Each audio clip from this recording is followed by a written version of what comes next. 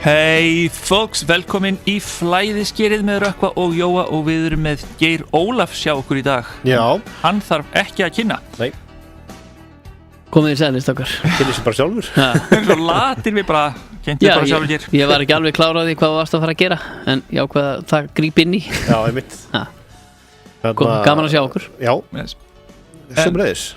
Skellum okkur bara strax í það, hvað ert þú að gera þessa dagana? Þessa dagana, Já. ég var að leggja lokahönd á jólaplötu sem að kemur út núna ykkur lofar í október og svo ég svona að undirbúa jólatónleika sem að haldin verða 9. desember í Gamla bíó með stórsveit frá Las Vegas. Já. Já, þú ert allur í þessu. Þú ert dregur hingað inn erlendar tónlistamenn og Já, ég hef mörg stór nafn líka. Eins og ég oft sagt að þá kynntist ég píanista Sinatra, Don Randy sem hefur bara, sem var til þess að við erum bara mjög miklu vinir. Já. Kynntist honum 2003 og byrjaði svona að starfa með honum árið 2007 og síðan höfum við bara verið miklu vinir og höfum alltaf stemt að því að reyna að gera eitthvað saman hérna heima á Íslandi. Honum var randur landi og skaman að koma hingað og hann náttúrulega frekar mikið tengdur í Bandaríkjunum. Þannig það mjög auðvelt að fá hljóðfæraleikara í gegnum hann. Já. Og þeir hljóðfæraleikara sem að koma til þess að spila með okkur hérna heima, það náttúrulega stórkostlir. Það eru bara menn sem eru fastránir með söngkonum eins og Celine Dion og Barbara Streisand og svona sem eru að túra núna mikið í Bandaríkjunum. Þannig jú, þetta eru mjög, mjög hæfir hljóðfæraleikarar og mikill heiður fyrir mig að fá að vera hluti af þessu teimi. Ásamt fleiri íslenskum söngurum, þannig að þarna verða menni svo Richard Scobie sem náttúrulega gríðalegur mikill heiður fyrir mig að fá hann í þetta verkefni. Já. Því að hann hefur ekki verið að koma mikið fram. Ingo Veðuguð, hann verður með okkur og svo eru Margrét eða Fabula sem að kemur og syngur hérna með okkur líka, þannig að þetta verður svona það verður Christmas Vegas show í desember í Reykjavík. Og Íslendingar eru náttúrulega trilltir í jólatónleika. Það svona ákveð íslenskt fyrirbæri. Já, það hefur sýnt sig að það hefur verið bara mjög gjöfult fyrir hljóðfæraleikara að vera með jólatónleika. Ja, þetta eitthvað rosalega hefð hérna á Íslandi og einu sinni vann ég hjá Medi.is og mér náttúrulega bannað að segja neina tölur þannig séð og ég búin að gleyma þannig séð en ég man bara hvernig þetta kom mér á óvart hvað það seldist endalust á ótrúlega marga jólatónleika.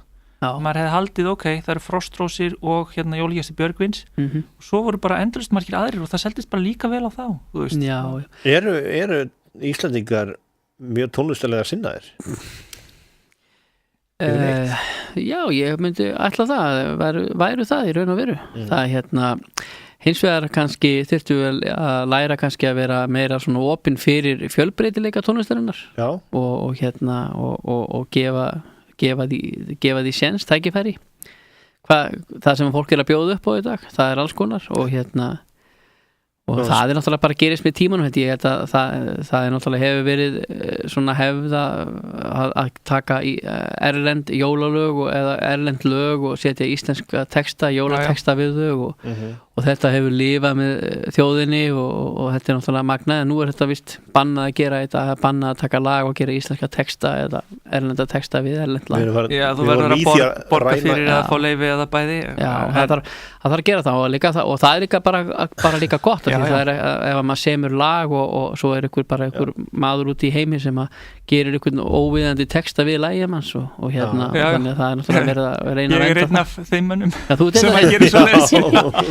Já, þú kannski eftir ekki að gefa það út. En ég sé þau ekki, nei, ég setja kannski á YouTube eða eitthvað og fólk myndi kannski snúa sér við í gröfinni það sem dáið eða, þú veist, hárið detta að þeim eða myndi skilja íslensku og geti vita hvað text þetta er.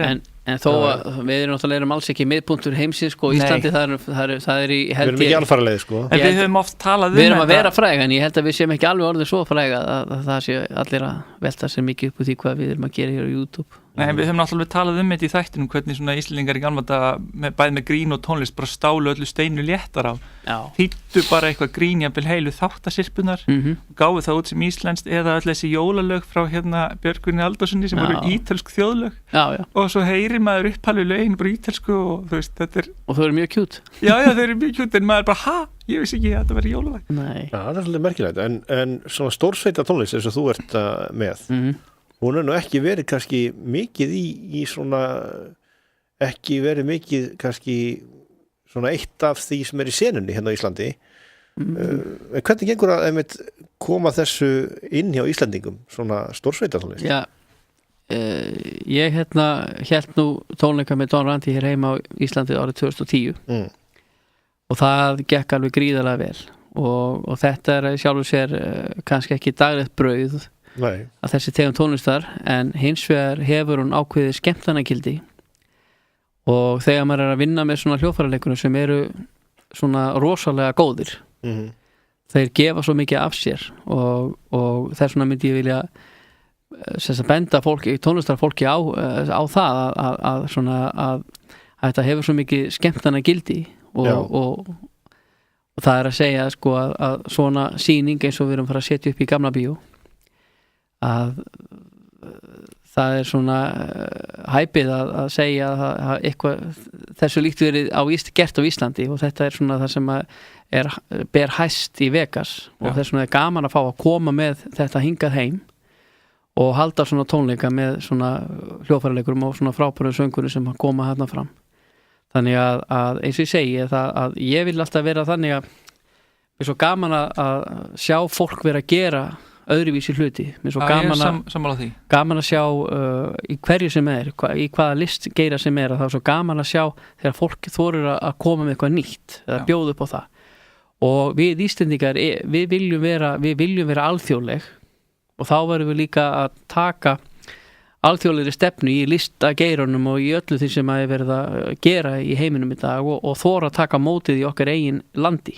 Já, það er bara skemmtilegt þegar það farið út fyrir ramman og það er til dæmis annað sem að gera það er til dæmis Bíóparadís. Já. Þeir eru að sína alls konar myndir sem eru kannski ekkit myndirnar sem allir fara á en svona hafa sína vissu aðdándur. Já, bara svona jaðar kannski bíómyndir. Já, en jaðarinn er oft stærri heldur en fólk heldur. Já, hann er það, vissulega sko. Það ég alveg saman á því og til dæmis þessi tegund tónlistar sem ég hef verið að gera hér í Íslandi, mér hefur vegnað mjög vel með hana og ég á hverjum einasta degi er ég alltaf að hitta fólk sem að vil taka utan á mig og er að þakka mig fyrir og svona og mér þetta er mjög gemandi og frábært og líka kannski er það venna sem maður hefur alltaf að gefa sér tíma til þess að tala við fólk og það skiptir svo miklu máli og vera alltaf leitandi það því að sko að vera listamaður og vera leitandi það færa mann alltaf aðeins skrefinu lengra og til dæmis að þegar ég var 21 árs ég var 19 ára þá var ég alltaf byrjar að vinna með sko hljóðfæraleikurum hér heima sem að var svona elítan færustu hljóðfæraleikara sem við höfum átt nokkuð tíman á Íslandi eins og nefna menni svo Árni Skeving heitinn og ég var með Þóri Baldursinni, Karl Möller, Guðmundur Steingrímssyni Jóni Páli Bjarnasinni heitinn og þetta voru svona þetta var elitan í íslenskri tónlistarlífi og þá þeir sögðu mér að þeir hefðu svo gaman að vera að vinna með mér þetta var ég ekki með þessa reynslu sem þeir höfðu en þeir höfðu gaman af því að ég skildi þora að vera að byrja að syngja eitthvað sem að væri algjörlega nýtt og engin svona ungu maður hefði verið að leyfa sér að gera þannig að svo leið sem að ég hef farið í bransan hefði kannski dálítið öðruvísi en hins vegar hefur hún gefið mér mikið og gefið mér mikið svona sjálfströst í músikinni vegna þess að svo í framhaldi af því að fá reynslu til að vinna með svona góðum hljóðfæraleikurum að þá fór ég framhaldi með þessu að læra og þannig að allt er þetta svona reynsla og það skiptir svo miklu máli og því meiri reynslu sem maður fær því fleiri sem maður fær að vinna með því sko meira svona hóværari verður maður og svona humble ef ég má sletta því. Já, ég tek fyrir það að maður sér aðra sem hafa rosalega hæfileika sem maður getur ekki ímyndað sér sjálfur að maður geti náð og þá verður maður svona hóværari. Já, og svo verður maður líka bara því að svo áttar maður sá því að maður getur líka orðið góður ef maður hefur áhuga á því. Já, en kannski ekki á öllum þessum sviðum sem maður sér hérna og það svona gerir mann auðmjúkana þó að maður getur kannski skara fram úr einu að þá er eitthvað annað sem getur eitthvað annað og þá lærir maður að meta breiddina í rauninni. Þegar við vorum að keppa í júdóinu eða í júdó og júdó skilur, veist þá náttúrulega Rökkvi, hann rústaði mér 5-1 Þú vildir ekki meiðan? Nei, og þetta ég bara að segja það var svo gaman að því að þá var ég alltaf inn að fara að takast á við eitthvað sem að ég kunni ekkit að takast á við en hann hafði náttúrulega eitthvað hugmyndur YouTube sko.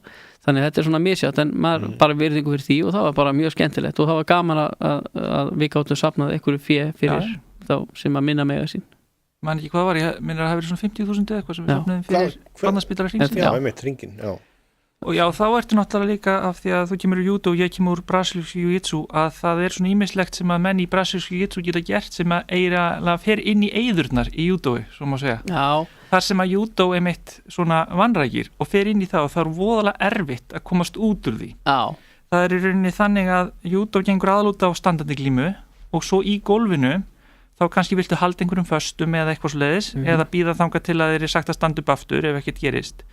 En brasilískt jiu-jitsu gengur eiginlega allt út á gólfið og leiðir til þess að smeygja sér út úr þar eða Þú vildir alltaf fá mig í gólfið sko. Já, og það er voðalega erfitt að stoppa eitthvað frá því að ná sér í gólfið því að ef hann tæki bara á þér og lætur sér lippast niður eða svona kastar sér niður með þig þá er erfitt að verja það þannig að það er auðvelt að nýta þessar í rauninni glufur í júdóinu þar sem annars myndi dómari koma og segja eitthvað standa upp að þá bara heldur þetta áfram og ég náttúrulega bara nýtti glufurnar til þess að vinna sem er svolítið núalegt en konan mín horfði á þetta og það voru rosalega margir aðdáendur fyrir Geir sem að ég heyrði allavega engan hvetja mig, ég heyrði marga hvetja Geir. Þetta er kannski meiri þörf á því að hvetja Geir þig. Sko. Já, það gerði mig bara reiðar og reiðari þannig var bara tvíeldist. En konan mín heyrði eitthvað segja sko, þessi þarna í hvíta er algjört svín. Að ég að nýta mér svona aðferði til þess að fara út í hluti þar sem að júdómenn hafi í rauninni ekki kannski sérstaklega þekkingu á hvernig á að breiðast við. Já, þetta var mjög skemmtilegt. Það var gaman að svo. Já, ég er glaður að þú ert ekki reiður út í. Nei. En hins vegar myndi ég sigra í dag. Já, þú myndir geta lært að þurfum ekki að taka bara aftur glímustrakar. Já, sko, ég er alveg tilbúin að gera það svo lengi sem við getum samið okkur það að styðja eitthvað gott málefni, sko. Já, og þetta snýst allt það, sko. Og þetta er í rauninni bara spurning að finna tíma, sko. Við ættum einhvern tímann og við getum líka keppt í júdó við þessuna, það væri svona ágætt fyrir mig að prófa eitthvað það sem ég er ekki sterkastur í það. En hins vegar er þetta nú kannski fyrst og fremst þegar öllur á botni kvöld þá stýst þetta fyrst og fremst það að vera bara vinna í sjálfum sér og læra og þroskast og halda sér í góðu formi af því það er alveg magnað að bæði ég veit strákar sem eru í YouTube og í júdónu það er alveg ótrúlega mikil virðing og mikil vinátta í þessar íþrótt. Það er enda til íþrótt sem átt að halda þær í vondu formi og það er í sumoglíma. Nei, þeir eru nefnilega ekki í vondu formi, þeir eiga að halda sér feitum. Þeir eru í svaðalegu formi, sko. Þeir eru með svaðalegt dreg og þeir æfa og éta allan daginn, sko. Já. En ég reyndar hefði gaman að sjá Rökkva takast á við svona eitt stóran feitan í sumoglímu. Já, hann myndi geta alveg tekið hendurnar á hann og snúa upp á hann. Það er alveg það er svolítið erfitt, sko. Ég held að hann myndi hlaupa á mig og ég myndi ryðjast út af vellinum 1-10. Hér á Íslandi hefur aldrei verið stundu sumoglíma eða? Ég veit ekki til þess, en ég hef hort á sumoglímu út í Japan og það sem að minni kallarnir og minni þá eru þeir samt sko 120 eða 30 kíló með 150 eða eitthvað. Það sem að þeir gátu nota til að sigra, sem var kannski mín eini möguleiki til að sigra sumoglímumann, er að þeir ruddust á stað og þeir svona stigu til hliðar frá þeim og feitu voru með svo mikið skriðþunga að þeir hreinlega bara get ekki stoppað og hlupu út úr hringnum og það fer út úr hringnum og taparu. Þannig að stundum töpuður bara þessu, þetta er svona bara bíll og getur ekki bremsað og bara pff. Ég sá einu svona atvik í sumoglímu sem var mjög eftirminnilegt því að þeir voru tveir og svo tóku þeir áhlaup á hvern annan. Dómarinn var fyrir aftan hann næra og hann datt og ofan á dómarann og ég hef ekki viljað vera dómarinn. Nei. Alveg klálega ekki. Þetta er sko, þetta er en svo skilst mér að þessi gæja sko séu alveg rosalega fínir. Já. Svona, þetta er góð drengir sko. Ég held þú læri líka auðmýkt einmitt af því að þú ert að keppa á mjög harkalegan hátt við aðra og þá þarftu að sína virðingu. Þegar þú gerir það ekki þá slasast allir og það er eiginlega enginn sem að getur byrjað í þessu pakka öllum saman. Það er alltaf einhver annar sem að pakkar þér saman og þú lærir svolítið auðmýktina þegar þú byrjar að þér er pakkað saman og þú látum gefast upp og þú kyrtur að snúa upp á þig og þú þarf bara að gera svo vel að gefast upp. Þannig að flestir nema þú sért með sko einbeittan brotavilja til þess að vera drullusokkur. þá læra flestir svona vissa auðmýkt og virðingu. Já, þetta snýstu það að þegar maður er að læra þá náttúrulega fattar maður að því meira sem maður læri því meira veit maður hvað maður kann í raun og veru lítið. Já, það er nákvæmlega þannig. Þannig þetta er mjög skemmtilegt sko. Kallað Dunning-Kruger syndrom stundum. Og það er alveg sama hvar sest niður, ég meina 1000 tæknimaður getur lært heilmikið af einhverjum tæknimanni út í útlöndum eða hérna heima, þetta er bara stýstu það að vera í samskiptum.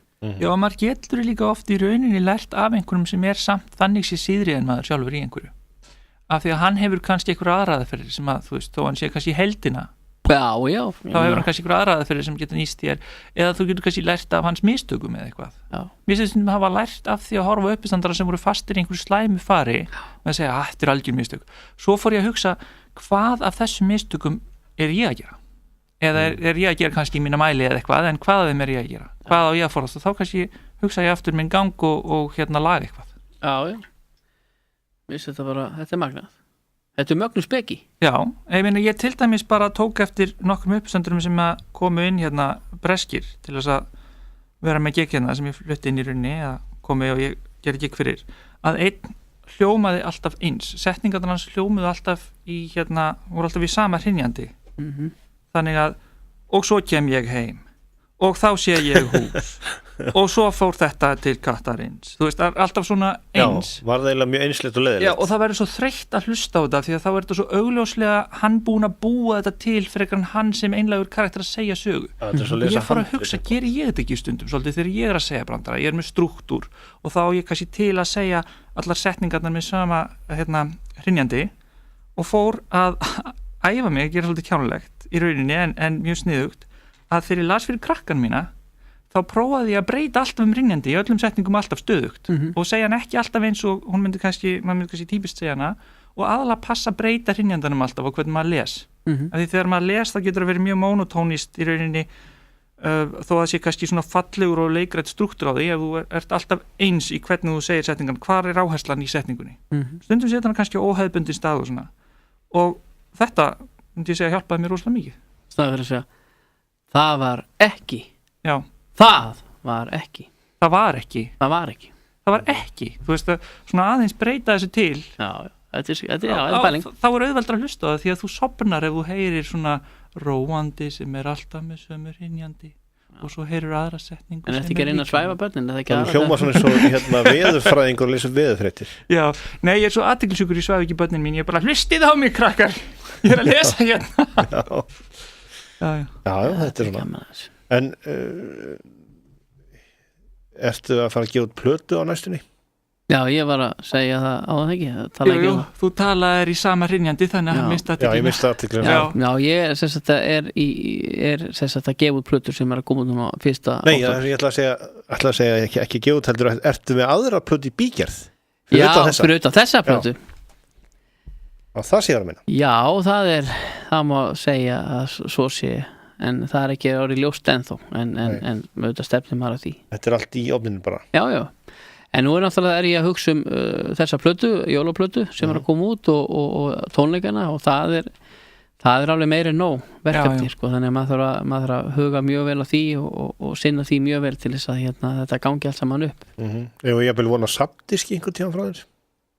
Jú, alveg öruglega einhver tíman en eins og ég segi það verður bara tímin að leiða ljós en pressa meira en þetta er hins vegar hef ég alltaf haft ég á rosalega mikið efni sem að ég búið að taka upp og hefur ekki litið dagsins ljós ennþá þannig ég er ekki í þannig stöðu að ég þurfa að hafa áhyggjur af því að hvort að ég geti gefið plötu það mikið efni, ég veit ég get gert það en það er bara sem að svona, það þarf alltaf að vera rétti tímin. Ég finna til dæmis að það oft verið menn að spurja mig Geir, hvenær ætlar þú að vera með jólatónleika? Já. Þá er einhvern veginn þannig, ég hef ekki endilega fundið þörf fyrir það að vera með jólatónleika. Nei. Fyrir núna finn ég þörf fyrir það vegna þess að það er ástæða, ég er að gefa plötu, þannig að það er eðlilegt að kannski þörfin komi og ég held að allt hefur sinn tíma og þetta svona hlutindi gera svolítið og koma svolítið upp í hendurinn á maður finni, já, nú er rétt að mómenti að gera þetta. Ég held að maður sé svolítið leiddur af aðri máttavöldum. Já. að hvað maður að fara að gera hverju sinni, en svo náttúrulega verður maður líka að fara vel með það sem maður hefur. Það rosa mikið atriði að virðing mikið atriði og í lífinu, og maður þarf að þegar maður að vinna með fólki að þá má maður ekki vera sjálfhverfur og leiðileg, og maður þarf að vera opinn og tilbúin að hlusta á kollegaðina og hvað þeir hafa fram að færa á hana til þess að hlutinni gangi upp. Og það er þannig að í öllu sem maður gerir, hvort sem að það í músík eða bara í lífinu öllu, að allur árangur manns, hann felst í fólkinu sem í kringum hann. Því að maður gerir aldrei neitt einn, þú þarft alltaf á einhverjum að halda. Það er þannig og þess vegna finnst mér mikið atriði að við séum svona að reyna sína hvort öðru virðingu og vera opinn fyrir því að hitta fólk og kynnast fólki og vera með fólki og vinna með fólki, og það er svona hefur verið mín stefna að vilja vinna með öllum. Já, það náttúrulega líka í tónlistinni, þá er þetta þessi samvinna og samspil og virðing náttúrulega rosalega mikilvæg. Já, því að þú ert ekki einn að syngja, það er tónlistundir og svona, í uppistandi er aðeins meira að þú ert einn, sko, en í þínu fæi er náttúrulega rosa mikið. Já, það er ekki alveg rétt að þú sett uppistandari. Ég segi meira, sko, það er ekki alveg rétt að maður sé einn. Þú finnur brandarlegin og þú færð hugmyndir vegna þess að þessi fólk er að gera í kringu þig. Já, tvímælalaust. Er það ekki svoleiðis? Jú, og ef að þú værir alltaf, og þetta er eins með þá sem að skrifa til dæmis grínþætti eða bara þætti yfir höfuð, eins og skrifa Simpsons eða eitthvað, þá er gott fyrir fólk að ferðast og sjá eitthvað nýtt, og af því að þú ert alltaf í sömu aðstæðum eins fólki átt einsleitan vinahóp, hversu mikið fyndið getur þú dottið í hug? Af því að þú ert með svo miklu takmarkara mengi til að draga úr, þannig að það er rétt að það er samspil. En beina samvinnan er náttúrulega miklu meiri í tónlist heldur en í uppistandi. Já. Þó að maður sé náttúrulega ekki eiland og þú ert oft í rauninni sem listamaður sama hvað þú gerir, ekki bara í samvinnu, heldur ertu að byggja ofan á einhverju sem einhver aðrir byggðu upp. En ef þú ert í leikhúsi þá er einhver annar sem byggðu upp leiklist á Íslandi yfir höfuð, það er einhver sem byggðu upp tónlistabransan á Íslandi, einhver byggðu upp útgáfubransan, það er einhver sem byggðu upp allt þetta dót, þannig að þú ert að líka svolítið að Já, þetta er áhugavert, sko, og líka að segja, ég hef oft að vera velta fyrir mig því ég hef verið á svona uppistandi. Já. Og það er svolítið gaman að þegar þú ferð uppistanda þá er fólk veit að það er verið að fara að koma til þess að skemmta sér, og það er í stemningu til þess að fara og hlæja og hafa gaman. Já. Og svo kemur ykkur á sviði og hann er kannski ekki endilega, sko, mjög fyndinn, en fólk fyrir samt að hlæja, og það gerir uppistandar svo vel. Ég meina, það er svona stundum getur maður bara verið fyndin bara fyrir ekki neitt eða... Það eru nú samt takmörk fyrir hvað fólk er til að láta bjóða sér og hvað maður má vera lélugur áður en að fólk bara virkilega hatar mann. Hefur verið púað á menni uppstand hér?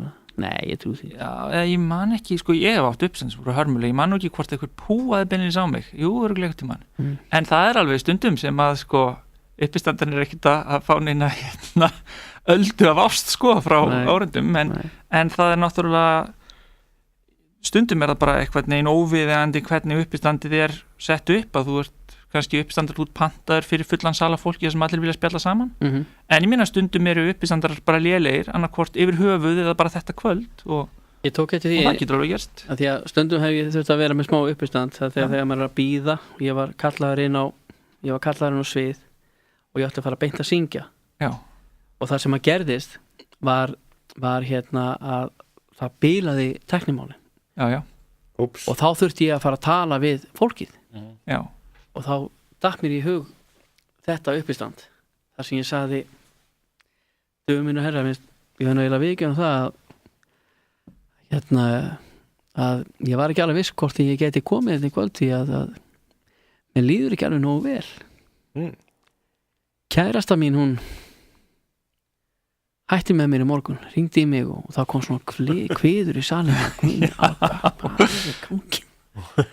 og ég segja og svo fór ég nú að hugsa að hún ringdi í mig í morgun klukkan 8 eða bara rúmlega 8 og bara, Geiri, ég er hætt með þér svo og ég var náttúrulega gríðarlega sári svo hádegisbilið þá fór ég svona aðeins að hugsa hvað er ég að væli við því þó að kærasta mig sé að hætta með mér ég er nú ennþá með konunni minni Já. og það var alveg það sprakk salurinn náttúrulega en svo er það þannig að sumir taka svona gríni þátti persónlega að því að þegar við erum að gera gríni eða erum með uppistand þá er það oft á tíðum eitthvað sem hefur gerst og hefur einhver sem finnur sig í því finnur sig í því og þá náttúrulega en samt verður með að sjá húmorinn í því sko. Já, það er misjant hvort fólk getur það og einhvern tímann var ég til dæmis með uppistand sem er eitthvað einelti, ég meina það er ekki beinlega verið að réttlæta einelti, þetta er grín en það var samt einhver sem sagði mér hann hefði þurft að labba út úr salnum bara af því hann var lagður í einelti þegar hann var ungur, bara af því að byrja að tala nefna orðið einelti og svo þannig að það getur alltaf verið en mér finnst ekki, maður getur ekki lagað allt grín alltaf til þess að enginn getur hugsanlega Rökkvi lendir alltaf í í hverju einasta giggi að þá hann finnur sjálfa sig í öllum atriðunum sko.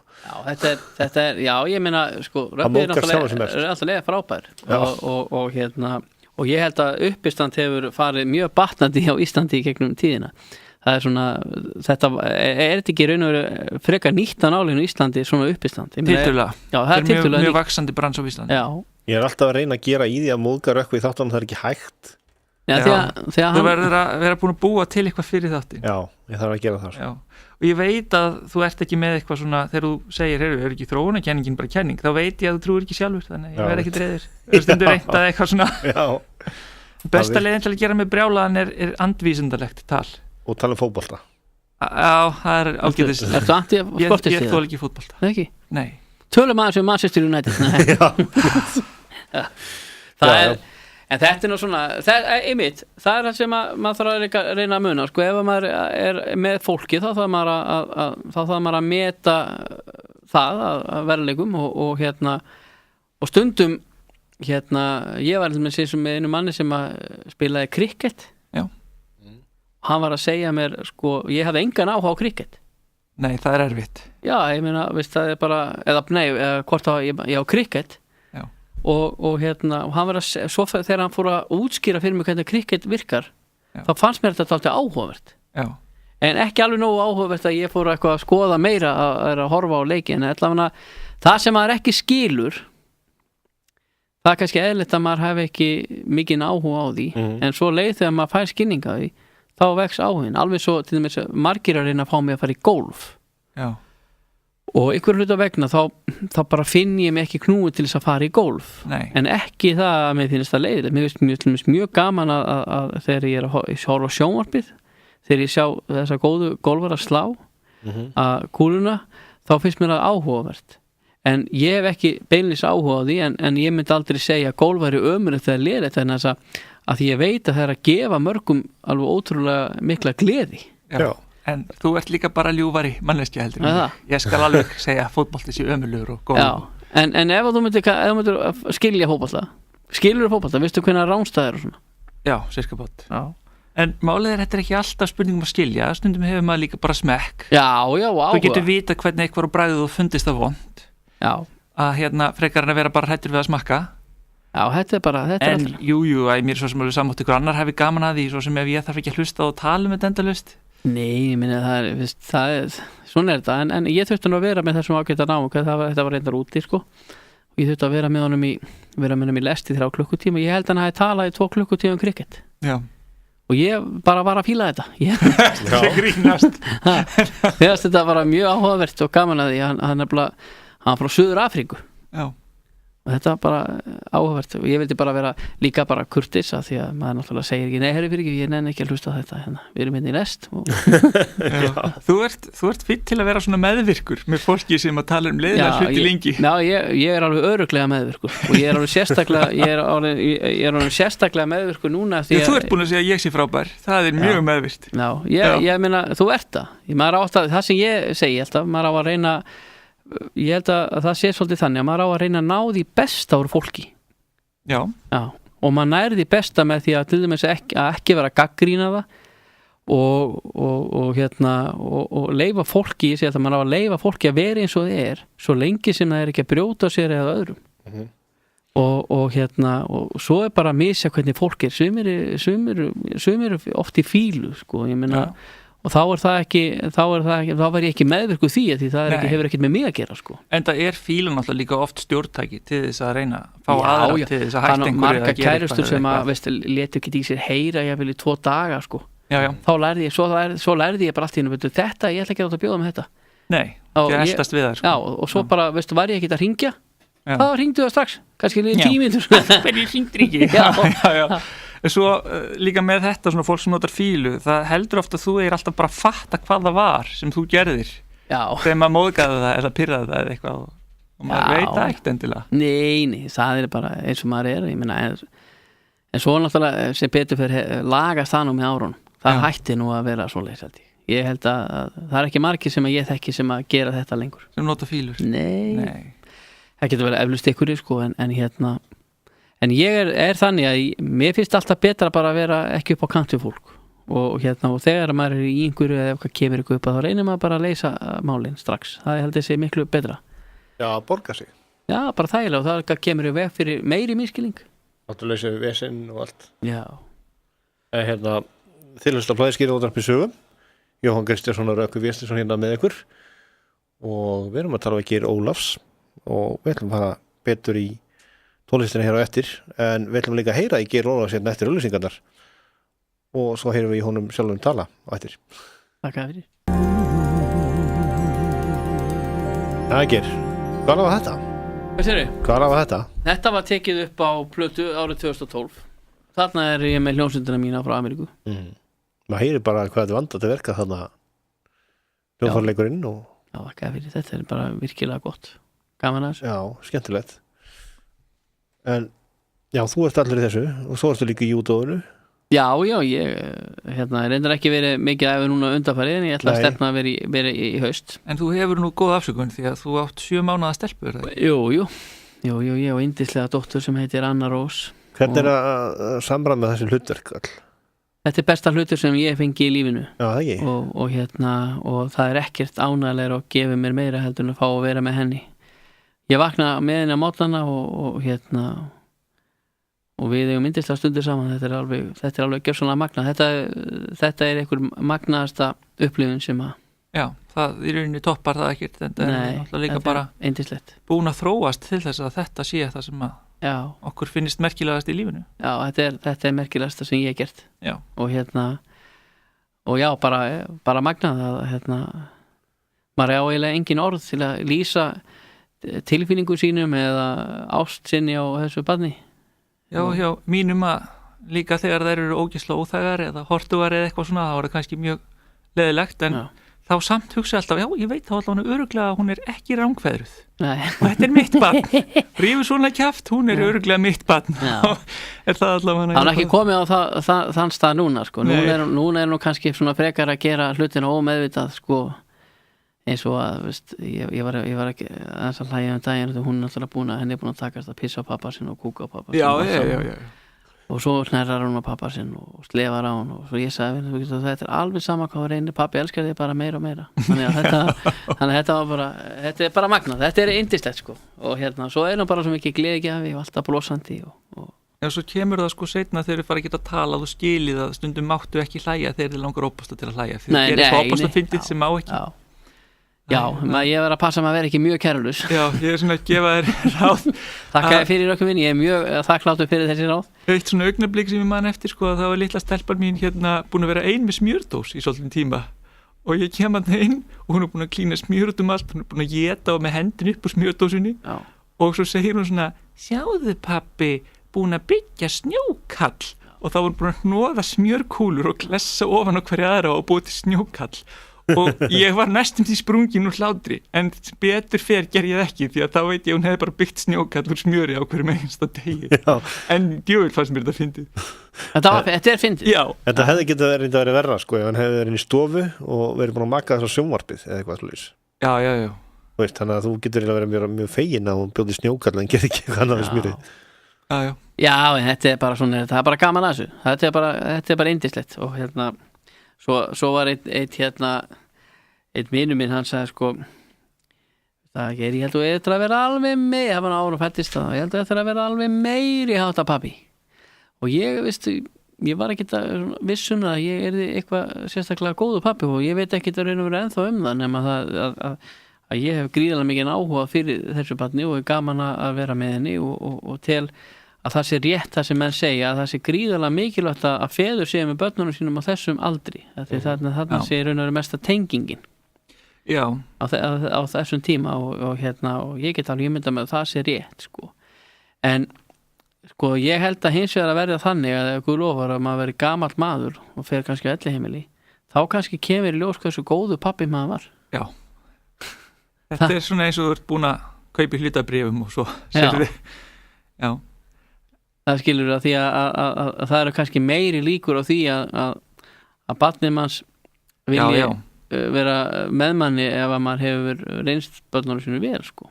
En það er kannski ekki allir gangur, það er allir gangur á. Eins og geta séð það jákvæð í öllu, þá hefur hjálpað mér mikið að vera bara svona fjandi óþroskaður, að ég hef bara gaman að leika við börnin.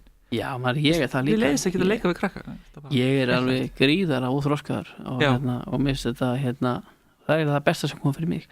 Að því ég hef alltaf svo gaman að því að reyna að vera að leika mér sko. Já. Og nú maður komið með alvöru leikfélag sko. Já, nákvæmlega, ekki konar manns leiki. Konur eru alltaf þroskaðar eitthvað skynsamar. Já, það eru alltaf að segja mér eitthvað til. Já, nákvæmlega, og líka maðurinn sem ég þarf að eiga jarðbundna konu, ég er mjög meðvitaður það, þannig ég fekk mér jarðbundna konu sem svona. Ég held að kona mín sé nefnilega mjög jarðbundin, hún er mjög öguð og og náttúrulega kemur náttúrulega mjög ólíkum menningaheimi. Já. Hún náttúrulega er kólumbískættuð, eða fædd og uppalinn í Kólumbíu. Já. En samt blöndu sko því að málið er að mamma hennar er hálfur þjóðveri og hálfur Ítali. Já. En pappinar er Kólumbíumaður. Já.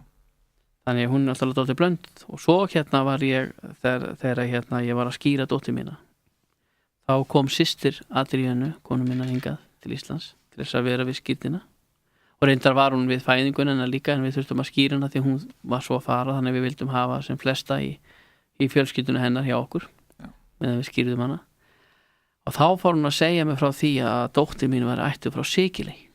Já. Mamma, og mér fannst það alveg svakalega flott maður og ég er svo spenntur að komast að því núna hverjir í raun og veru sko, hverjir eru hennar ættingjar þar og að það hvort að það sé eitthvað svona skemmtileg sem maður hefur heyrt í gegnum tíðina Don Corleone eða eitthvað svona. Já, þú getur farið og kist hringin hjá einhverjum. Já, að það hvort að maður þurfa að gera það en þetta var svolítið skemmtilegt en sem sagt, hún er náttúrulega blönduð en það er svolítið gaman að sko þegar ég er að tala við Adríönu hún er náttúrulega að segja mann ótrúlega hluti og það eru svona hvernig hún þurfti að alast upp í gjörsamlega algjöru ólíkingu við það sem við þekkjum og búum við hér heima þannig að við megum vera svo sannarlega þakklátt fyrir að búa á Íslandi megum vera það en við eigum hins vegar ekki að missa stjórn á virðingunni og ákveðnum hefðum í það að vera svona samheldu þjóð og vera sko með ákveðin aga því ég held að það besta sem getur komið fyrir hvaða þjóð sem er og hvaða einstakling að það er að vera agalus og veist til dæmis eins og hún var að segja mér í skólum og svona þá er það þannig að þegar kennarinn kemur inn í bekkina þá standa nemendurnir upp svo setjast þeir og svona og þetta hefur ekkert með eitthvað jafnrétti að gera, þetta hefur bara með það að gera það að vera kennarmanni að vera kurteis vera virðingu fyrir kennurum og svona þeir sem eru manni eldri og heldri sko.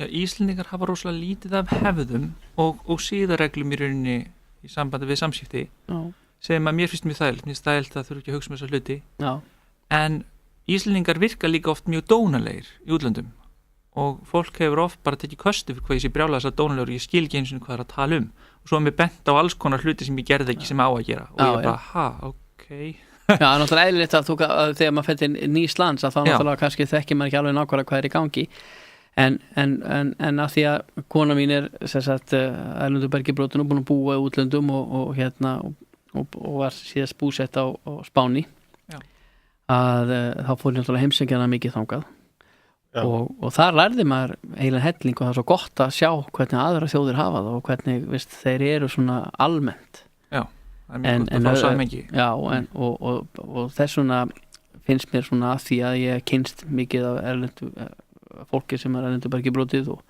svo ég líka rosalega þakkláttur fyrir það og stoltur að það sé fólk út í heimi sem kýsa að koma til Íslands til þess að búa og vinna og og það ótrúlega magnað að því að þetta fólk sem að kemur hingað, við erum að tala um fólk frá Asíu, við erum að tala um fólk frá bara Austur-Evrópu, bara hvaðana sem í heiminum, Kúbu, Suður-Ameríku, Bandaríkjunum jafnvel og koma hingað til þess að búa og kemur með ótrúlega mikið að þekkingu af bara í listageirarnum og mikla reynslu í ákveðnum svona hlutum sem að okkur mjög hollt að skoða og læra af. Það svona að hafa líka mjög oft samfélag sem að hafa leyft svona mikið flæði í rauninni af fólki og menningu og hugmyndum í gegnum sig, blómstrað hvað mest. Já. Og það talaði að einu sinni var Bagdad í rauninni svona höfuðborg heimsins, hvað var það í rauninni framþróun og hugmyndir og svoleiðis. Þetta ekki svona magna.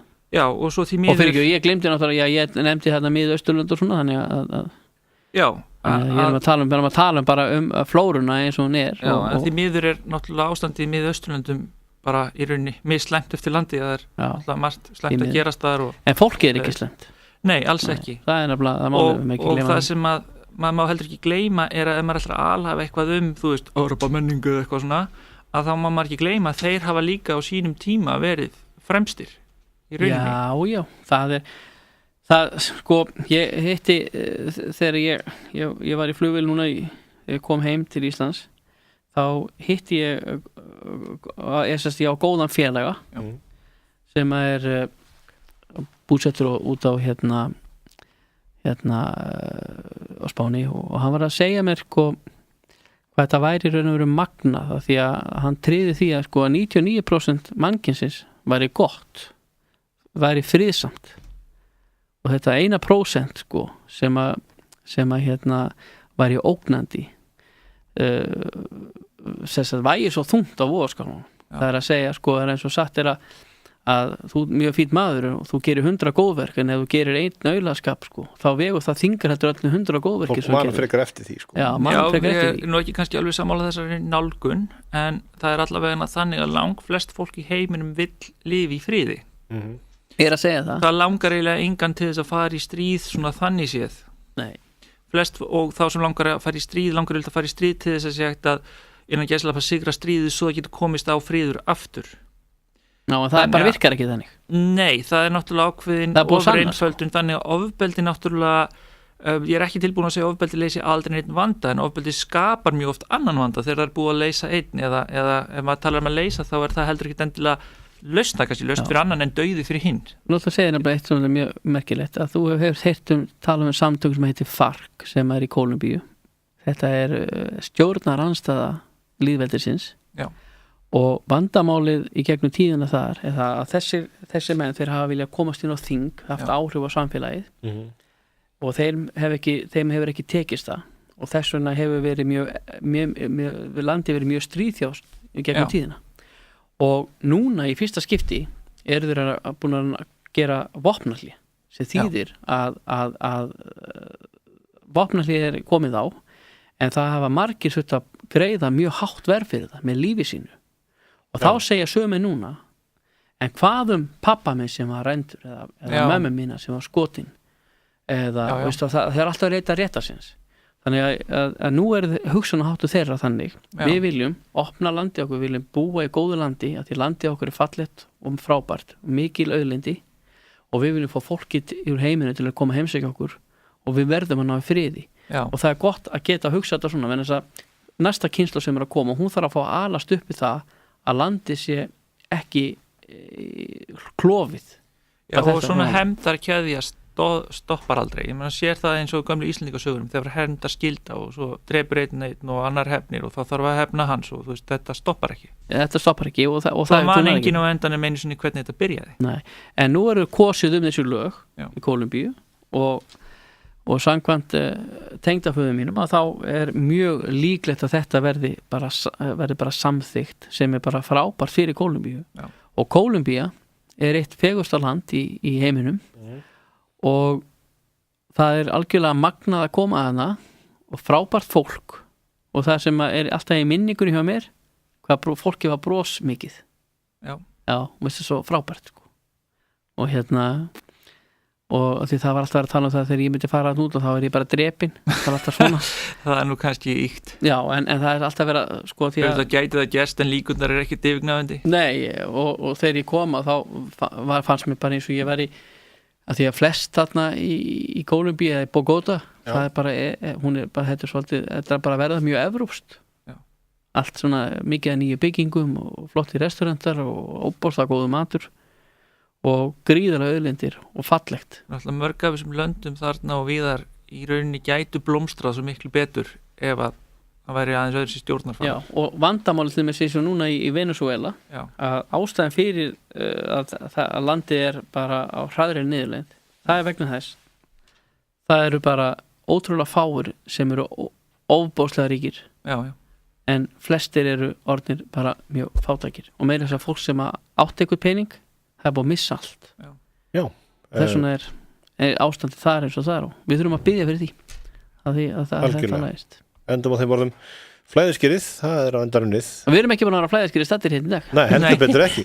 Og fyrir þá sem hafa gaman af uppistandi þá annað kvöld á íslenska rockbarnum í Hafnarfirði klukkan 10. Þá kemur Gareth Jameson sem kanadísk íslenskur uppistandari til landsins og það Fríttinn. Fríttinn. Hann svo mikill Íslandsvinur. Já, það gaman að því. Endur ekki ekki þangað. Þannig að íslenski rockbarinn í Hafnarfirði annað kvöld. Takk fyrir strákar. Takk fyrir sem leiðis. Takk fyrir daginn í dag. Geir Ólason, Rökkur Vistinsson og Jóhann Kristjánsson kveðja og við heyrumst að viku liðinni með góðan gest hjá okkur. Aldrei að vita hvað við tökum okkur fyrir hendur. Verið sæl.